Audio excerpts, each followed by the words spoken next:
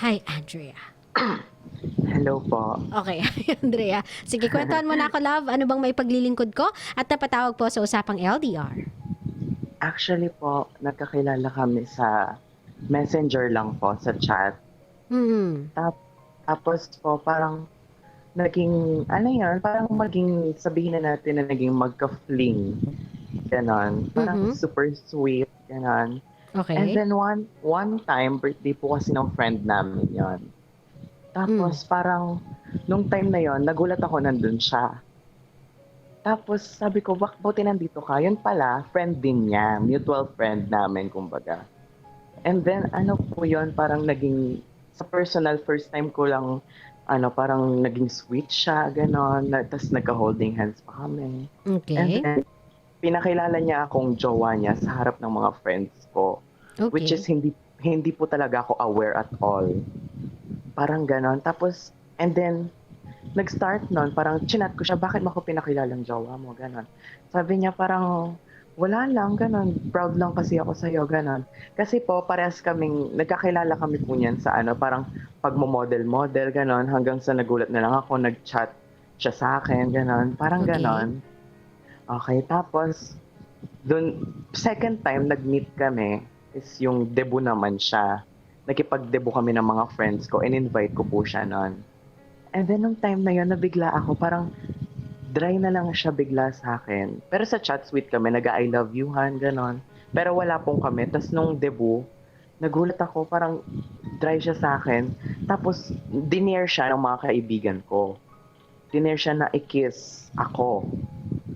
And then sabi niya, ayaw niya daw. Tapos, edi parang umikot-ikot, there. Tapos, dinner naman siya, naikis niya yung friend ko na isa. Yung pong nag-birthday. Mm. Yon, parang ganon. Tapos, pumayag siya. Tapos, hindi ko man alam na parang ganon na pala yung feel ko sa kanya na hindi ko alam kung nagseselos ako or something. Tapos, bigla na lang one time, nag-open ako sa kanya na, bakit okay lang sa'yo na ikis yung iba? Bakit ako hindi? Ano ba talagang meron tayo? Okay. Tap Tapos sabi niya, "We're just friends."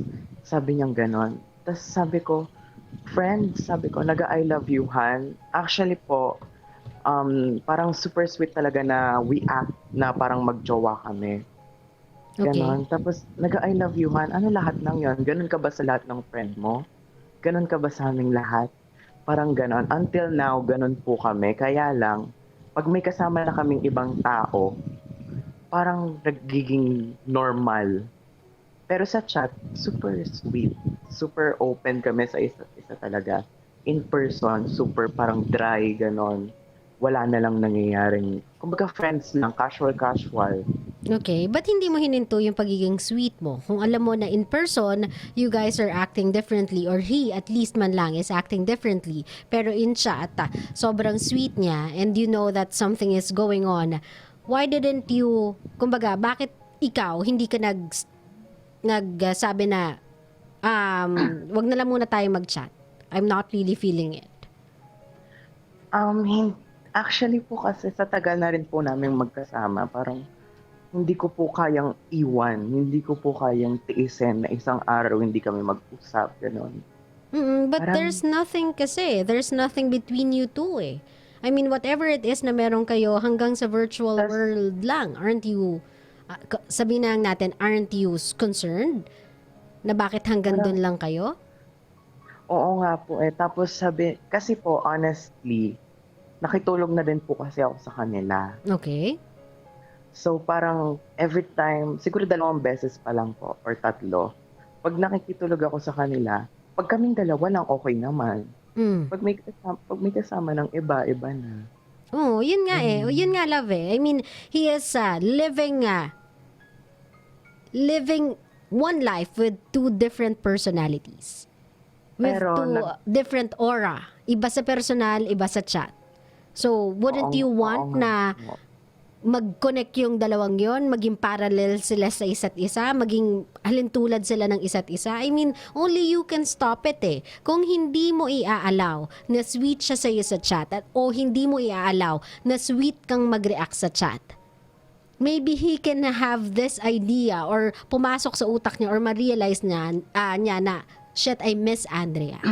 And I know as to why hindi na siya sweet mag-text. Hindi na siya sweet mag-chat.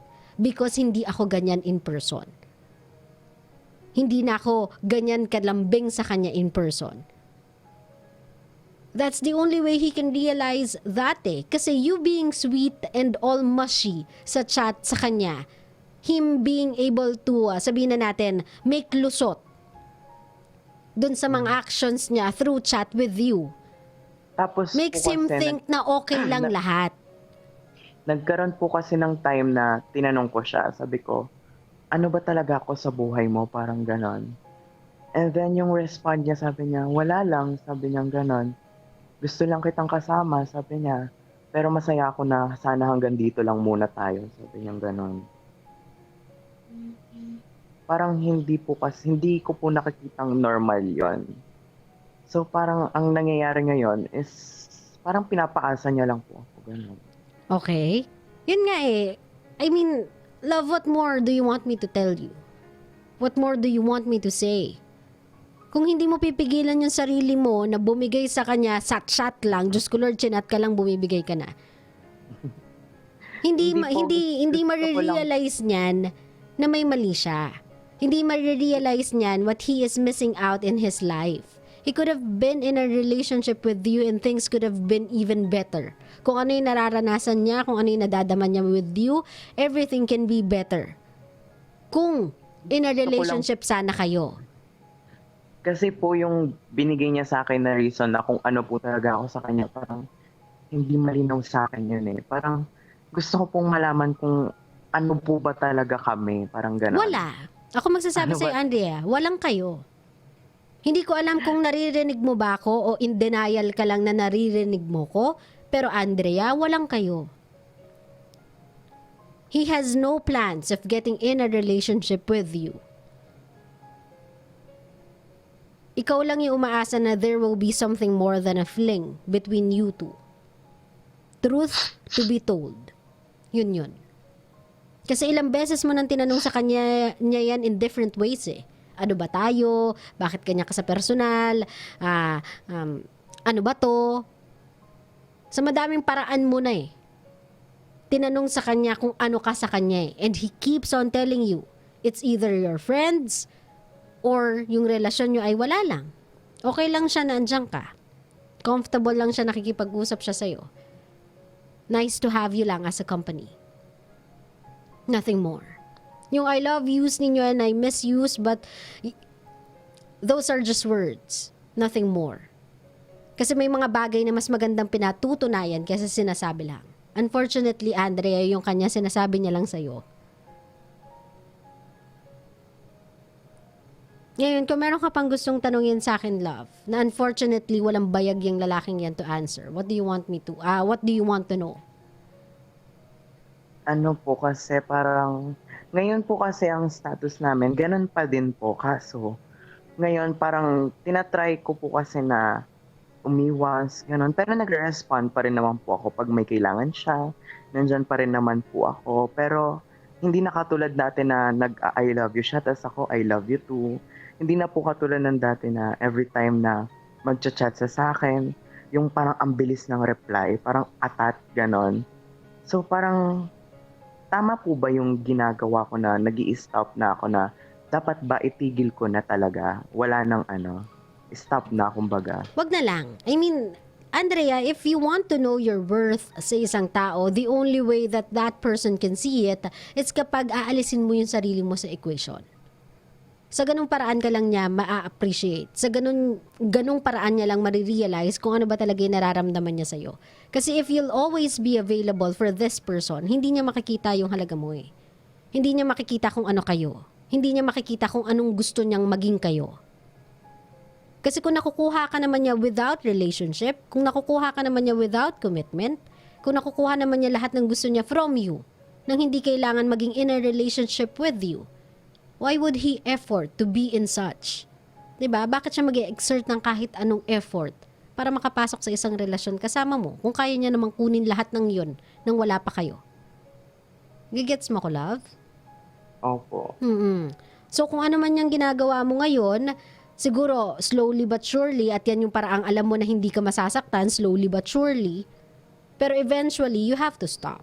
You have to stop being available kapag kailangan ka niya. Kasi yun yung rason kung bakit pinapanatili ka sa buhay niya. Sorry to say, nananatili ka because kailangan ka, hindi dahil gusto ka o mahal ka. So you have to make him realize na the reason why he wants you there is because he wants you there, not because he needs you there. Kailangan niya yun ma-realize. And the only way that guy can ever realize that fact, if ever may realize niya yun, ay kung wala ka sa equation. Naintindihan mo ko, love? Opo. Okay. Kung meron kang gustong, ano? Nafe-feel ko po kasi ngayon parang lahat ng pinakita niya sa akin, lahat ng pinaramdam niya, parang pinaasa niya lang ako sa bagay na wala naman talaga.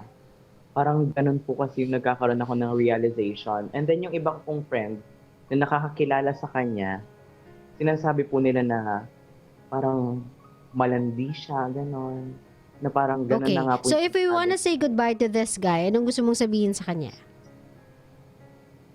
Ano lang, parang hindi ko po kasi kayang mag-goodbye sa kanya as of now. Siguro, parang, as you said po, slowly but surely. Kasi, hindi ko pa rin po matiis yung mga chat niya, ganon. Bala ka. Ito yung sinasabi ko kanina, Andrea, if you have listened sa beginning ng show na to. If you let a person treat you like that, yung sakit na ginagawa niya is no longer his or her fault. It's already your fault. Ang tawag dyan ay self-inflicted pain. Kasi no one is breaking your heart but you. Ikaw yung gumagawa ng paraan para saktan mo yung sarili mo. Ikaw yung gumagawa ng paraan para saktan ka ng ibang tao. You are offering your heart to people na kahit alam mong sasaktan ka, kahit alam mong babasagin yan, masaya ka pa. So if you wanna do it slowly but surely, your call. Pero don't come running to your friends and telling them na ang sama-sama niya, sinasaktan niya ako because alam mo na Andrea, nagmamahal ka pero hindi ka bobo. Nagmamahal ka lang pero hindi ka tanga. You know kung ano ang tama at mali. Very basic yan. Yung sabihan ka ng isang tao na wala lang, nag-enjoy lang ako sa'yo, pero may I love you, I miss you, you know that the game is on. So don't be stupid enough na itanggi pa yan sa sarili mo, na maging in denial ka pa. Kasi obvious na obvious na. 'Di ba? I love you, I miss you, holding hands, yakap, ganyan. Tapos sasabihin mo sa akin, wala lang to. Na-enjoy mo lang yung company ko. Do not be too dumb, Andrea. Huwag kang sabik na sabik, hayok na hayok. Huwag tayong magpakadesperado. There's still someone out there na para sa'yo. Huwag mong ipilit yung sarili mo sa isang taong ang trato sa'yo ay basura. Naiintindihan? Opo. Maraming salamat, love, for calling my program, ha? Ingat ka lagi po. Salamat po, DJ. Thank you. Nothing more I can say, Kabisyo, di ba? Sometimes we have to open our eyes. Minsan di na nga natin kailangan itanong It's right in front of us. Yung answer na hinahanap natin, yung sagot na hinahanap natin, it's right in front of us.